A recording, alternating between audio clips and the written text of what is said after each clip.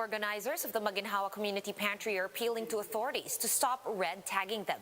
The community pantry in Quezon City has been temporarily shut down to ensure the safety of volunteers. The Interior Department clarifies that they are not requiring barangay permits for those who would like to set up a community pantry.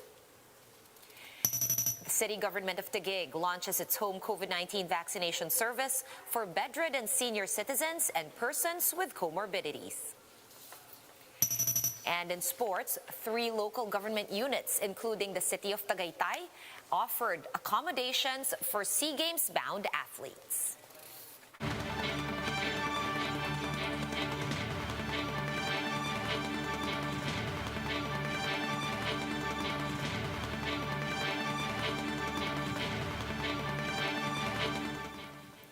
Fast, focused, and fearless. Here's a roundup of stories we're watching now. I'm Sean Yao. The Health Department reported more than 7,000 new COVID-19 infections today, and this has brought the total caseload to above 950,000, some 127,000 of which are still active.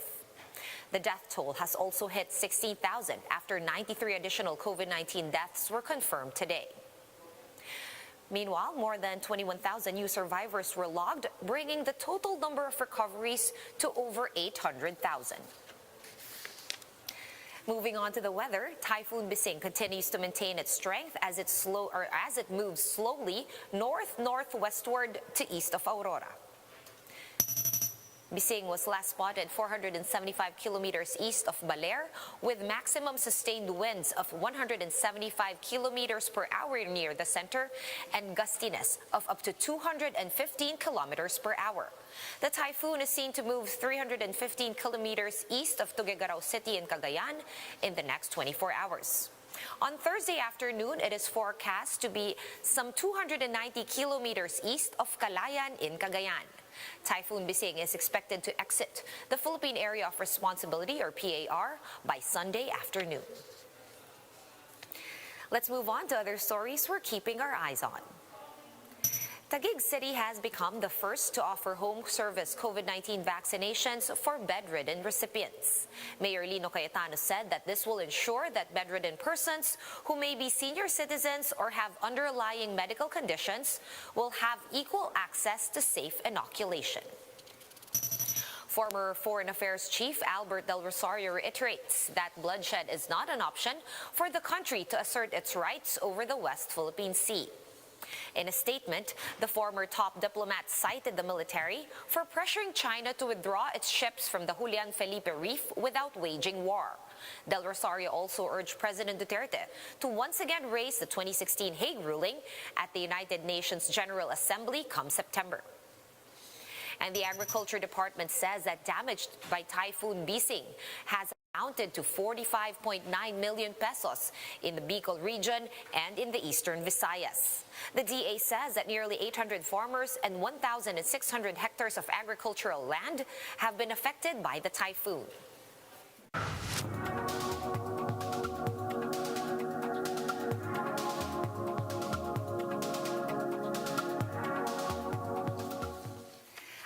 Expert from the Johns Hopkins University says that it is still too early for countries to declare victory against COVID-19. Let's find out why from this Bloomberg report. What did you learn over the weekend? What we've seen is a lot of misinformation, different politics folding into all this as well. Dr. Sharfstein, what is the messaging you require right now from professionals? What do they do next to calm this nation?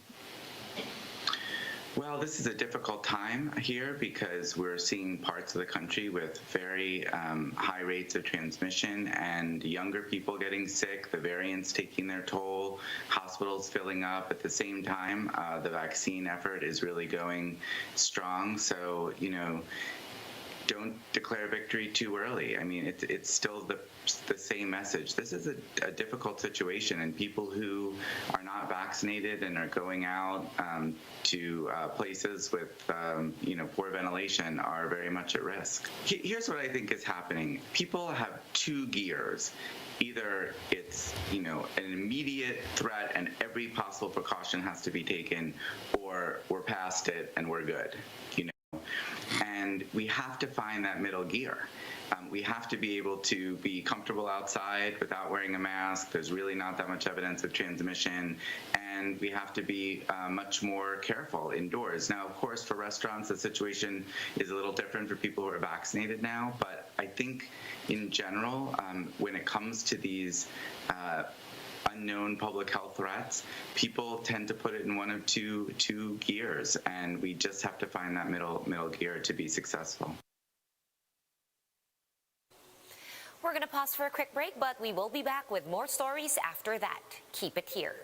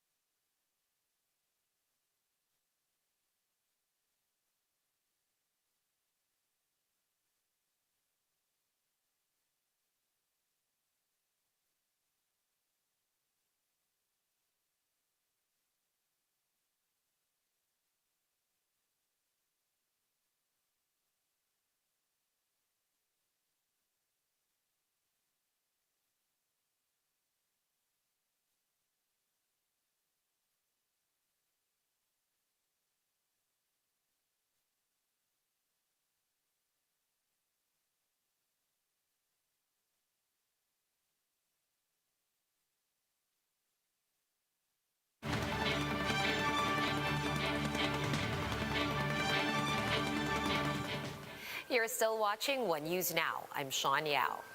The Interior Department has clarified that there is no need to secure a barangay permit before setting up community pantries. In an interview with us here on One News Now, Interior Undersecretary Martin Dino urged organizers to coordinate with barangay officials. He said that law enforcers should be in charge of maintaining order and physical distancing among beneficiaries of community pantries. barangay ang mananagot dun sa compliance. Just in case na makuha na ng video yan, na halimbawa nagsiksikan dyan, o kaya nag-agawan or kung whatever, ang mananagot dyan yung barangay. In that same interview, Dino said the limited manpower of Metro Manila LGUs has prompted the government to extend the deadline for the distribution of the ECQ ayuda. Local governments have been given until May 15 to finish the payout. Yung cash assistance na yan, the same dun sa first tranche. If you remember, during the first tranche, ang payroll ay ginagawa ng city treasurer at saka ng municipal treasurer. Ngayon, depende yan sa dami ng personnel ng treasurer's office. Kamukha niyan in Quezon City. Ang treasurer's office natin is limited. Pero gaano kalaki ang Quezon City? Kailan pa matatapos yan? Kaya nga, in-extend na yung pamimigay. The organizer of the Maginhawa Community Pantry is appealing to authorities to stop red tagging volunteers. The pantry in Quezon City was temporarily shut down amid supposed intimidation by the police. Ma Enriquez with the story. Nanay Sonia fell in line at the Maginhawa Community Pantry as early as 3 in the morning. She went home empty-handed yesterday and was told to just return today. Napag-utusan po kami na wala po ngayon tayong bigayan. Pasensya na po sa mga pumila. However, one volunteer announced that the pantry will temporarily shut down after they were red tagged in Facebook posts by the Quezon City Police Department and the National Task Force to End Local Communist Armed Conflict or NTF-LCAC. Malaki pong bagay ito sa amin na mahihirap. Nananawagan po kami sa lahat ng mga nagpapatigil. Sana po kung pinapitigil nila ito kay Madam, mabigyan kami ng suporta nila. Kasi si Madam lang po talaga ang nakabigay sa amin ng kahit na ganito, paunti-unti na ano yung gutom namin na tatawid. In a Facebook post, organizer Ana Patricia Non said the temporary closure is for the safety of volunteers. She also expressed alarm after several police officers asked for her contact number on Monday. The local government of Quezon City assured Non and other volunteers of their support for the initiative. Mayor Joy Belmonte said they will investigate those behind the malicious posts of the QCPD. At her press conference this afternoon, Non denied any ties with communist rebels. She said it was her personal decision to set up the Maginhawa Pantry. Non also urged the authorities to stop red tagging them. Sa totoo lang po, wala po akong link sa Communist Party and pasensya na po pero ang dumi po ng question na yan. Kung gusto po nila itigil yung community pantry, gusto na lang po nila ipagpatuloy yung red tagging, sige po gawin nyo. Pero kaya nyo po bang pakainin and bigyan ng sapat na tulong yung mga taong to? For its part, the Philippine National Police denied reports of red tagging and profiling on their end. PNP Chief Debold Sina said their role is only to ensure order and safety in community pantries. Interior Secretary Eduardo Año meanwhile said he did not order the police to check on the pantries across the country. Año said the initiative should be encouraged and supported as long as the intention is good and without political color. Non was adamant about the same sentiment, saying unity is needed the most in these trying times. Ang iniingay ko lang po ay unity. Huwag natin patayin itong pagtulong-tulong nating mga Pilipino kasi maraming natutulungan, maraming pamilya yung may nauulam sa gabi. For News 5, Marian Enriquez, we are One News.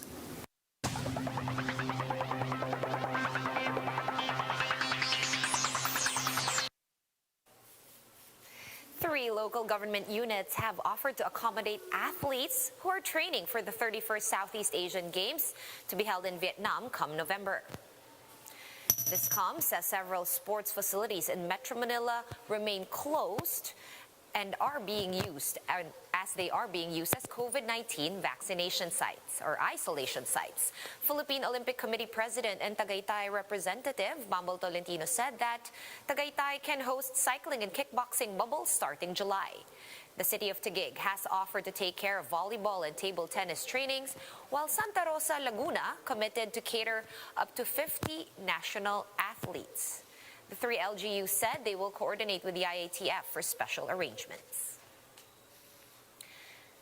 For more updates, visit News 5, The Philippine Star, and Business World online. Visit our website, onenews.ph, for more in-depth analysis. You can also catch One News on the Signal Play app. Register for a free account at www.signalplay.com and stream One News Live anytime, anywhere. Mask on, wash hands, and stay safe, Philippines. I'm Sean Yao. We are One News.